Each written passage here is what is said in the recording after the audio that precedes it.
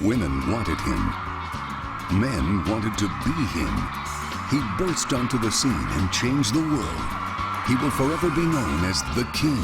These are all just causes for war. Of England, Ireland, and France. Golden Globe winner Jonathan Rhys-Meyers is King Henry VIII as you've never seen him before in the extraordinary new Showtime original series, The Tudors. Henry was the rock star of his time. Great looking guy, physically fit, really sort of sexy bloke, and power. The young Henry VIII was everything a woman could possibly want. Written by Michael Hurst, who wrote the critically acclaimed film Elizabeth, The Tudors is set at a time when Henry VIII was a handsome, athletic, and charming 25-year-old. Ladies, you've got the Hans Holbein portraits of Henry as this big, robust, leg of lamb eating, beer drinking guy. They wanted a fresh sort of youthful impetuousness to this Henry. I wanted a new Henry. We have a young man who inherits power at a very young age, absolute power. Henry is a young man. He has an appetite for war.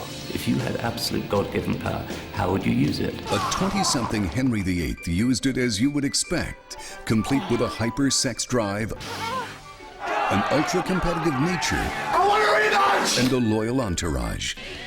There's basically four of us, like a brat pack. You're either in the king's court or you're not. And if you're not, you're poor and smelly. Wherever they are, that's where the party is. You couldn't ask for a better place to be the best friend of a king. You're untouchable. What we were trying to portray, the great times that they have and the riches that they can spend and the women that they can sleep with. While Henry slept with his fair share of ladies-in-waiting, one in particular waited in the wings and played hard to get, Anne Boleyn. She was pushed by her father, who was a very devious manipulator, into flirting with Henry. But I think that she genuinely fell in love with him. I think Anne really stood out. Fire and intelligence and boldness that in comparison to the English roses that were flopping around court. Henry noticed that. She's intelligent, she can carry a conversation. There's just something about Anne Boleyn that captures his spirit, captures his loins. I desire you with all my heart. I think it's the age-old story of you want what you can't have, and she pushed it to the extreme, and of course promised him a son. A son that his wife, Queen Catherine, could not provide. I cannot give the king a living son. He really wanted to cement his dynasty with a male heir. While he certainly wasn't a faithful husband, she loved him. But really, she absolutely believed that it was her destiny to reign as the Queen of England. She could not see any other way for it to be. But Henry VIII did see it another way.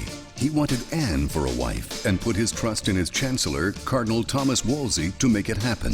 I want a divorce, and you will get one for me. While his trusted friend, the idealist Thomas More, looked the other way. Henry admired him.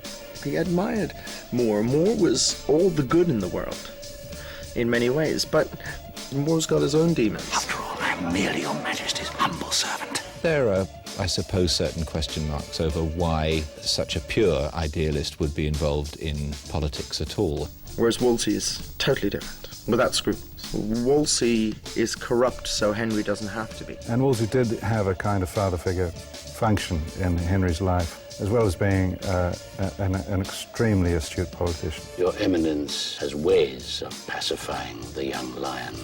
But finally, as happened very often in the reign of Henry VIII, things started to go awry.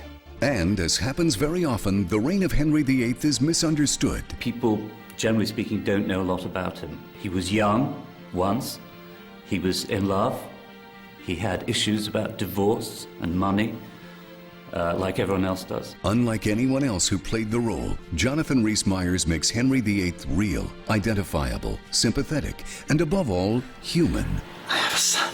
They could have casted a 6-foot guy with blonde hair, but they saw something in me that they liked for their Henry, and that I could create something that was quite different to anything that had been seen before. And he has. See the poet, the athlete, the statesman, the lover, the rock star of his time. Jonathan Rhys-Meyers is Henry VIII in the epic new Showtime original series, The Tudors.